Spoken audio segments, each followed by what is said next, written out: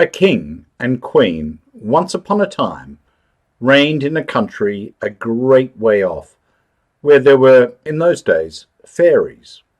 Now, this king and queen had plenty of money, and plenty of fine clothes to wear, and plenty of good things to eat and drink, and a coach to ride out in every day. But though they had been married many years, they had no children, and this grieved them very much indeed. But one day, as the queen was walking by the side of the river, at the bottom of the garden, she saw a poor little fish that had thrown itself out of the water and lay gasping and nearly dead on the bank. Then the queen took pity on the little fish and threw it back again into the river, and before it swam away, it lifted its head out of the water and said, "I know what your wish is, and it shall be fulfilled. In return for your kindness to me, you will soon have a daughter." What the little fish had foretold soon came to pass, and the queen had a little girl, so very beautiful that the king could not cease looking on it for joy, and said he would hold a great feast and make merry and show the child to all the land. So he asked his kinsmen and nobles and friends and neighbours. But the queen said, "I will have the fairies also, that they might be kind and good to our little daughter." Now there were 13 fairies in the kingdom, but as the king and queen had only 12 golden dishes for them to eat out of, they were forced to leave one of the fairies without asking her. So 12 fairies came, each with a high red cap on her head, and red shoes with high heels on her feet, and a long white wand in her hand. And after the feast was over, they gathered round in a ring and gave all their best gifts to the little princess. One gave her goodness, another beauty, another riches, and so on, till she had all that was good in the world. Just as 11 of them had done blessing her, a great noise was heard in the courtyard, and word was brought that the 13th fairy was come, with a black cap on her head, and black shoes on her feet, and a broomstick in her hand. And presently up she came into the dining hall. Now, as she had not been asked to the feast, she was very angry, and scolded the king and queen very much, and set to work to take her revenge. So she cried out, "The king's daughter shall, in her 15th year, be wounded by a spindle, and fall down dead." Then the 12th of the friendly fairies, who had not yet given her gift, came forward, and said that the evil wish must be fulfilled, but that she could soften its mischief. So her gift was that the king's daughter, when the spindle wounded her, should not really die, but should only fall asleep for 100 years. However, the king hoped still to save his dear child altogether from the threatened evil, so he ordered that all the spindles in the kingdom should be bought up and burnt.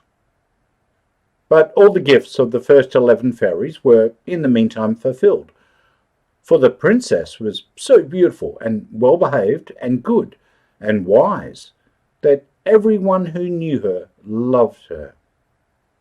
It happened that, on the very day she was 15 years old, the king and queen were not at home, and she was left alone in the palace. So she roved about by herself, and looked at all the rooms and chambers, till at last she came to an old tower, to which there was a narrow staircase ending with a little door. In the door there was a golden key, and when she turned it, the door sprang open, and there sat an old lady spinning away very busily. "Why, how now, good mother?" said the princess. "What are you doing there?" "Spinning," said the old lady, and nodded her head, humming a tune, while buzz went the wheel. "How prettily that little thing turns round," said the princess, and took the spindle and began to try and spin. But scarcely had she touched it, before the fairy's prophecy was fulfilled, the spindle wounded her, and she fell down lifeless on the ground. However, she was not dead, but had only fallen into a deep sleep, and the king and the queen, who had just come home, and all their court, fell asleep too, and the horses slept in the stables, and the dogs in the court, the pigeons on the housetop, and the very flies slept upon the walls. Even the fire on the hearth left off blazing and went to sleep. The jack stopped, and the spit that was turning about with the goose upon it for the king's dinner stood still, and the cook, who was at that moment pulling the kitchen boy by the hair to give him a box on the ear for something he had done amiss, let him go, and both fell asleep. The butler, who was slyly tasting the ale, fell asleep with the jug at his lips, and thus everything stood still and slept soundly. A large hedge of thorns soon grew round the palace, and every year it became higher and thicker, till at last the old palace was surrounded and hidden, so that not even the roof or the chimneys could be seen. But there went a report through all the land of the beautiful sleeping Briar Rose, for so the king's daughter was called, so that from time to time several kings' sons came and tried to break through the thicket into the palace. This, however, none of them could ever do, for the thorns and bushes laid hold of them, as it were with hands, and there they were stuck fast and died wretchedly.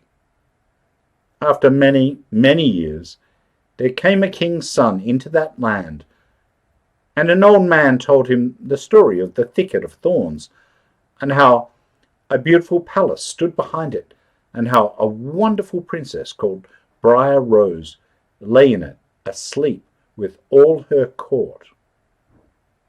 He told, too, how he had heard from his grandfather that many, many princes had come and had tried to break through the thicket, but they had all stuck fast in it and died. Then the young prince said, "All this shall not frighten me. I will go and see this Briar Rose." The old man tried to hinder him, but he was bent upon going. Now that very day the 100 years were ended, and as the prince came to the thicket, he saw nothing but beautiful flowering shrubs, through which he went with ease, and they shut in after him as thick as ever. Then he came at last to the palace, and there in the court lay the dogs asleep, and the horses were standing in the stables, and on the roof sat the pigeons, fast asleep, with their heads under their wings. And when he came into the palace, the flies were sleeping on the walls, the spit was standing still, the butler had the jug of ale at his lips, going to drink a draught. The maid sat with a fowl in her lap, ready to be plucked, and the cook in the kitchen was still holding up her hand as if she was going to beat the boy.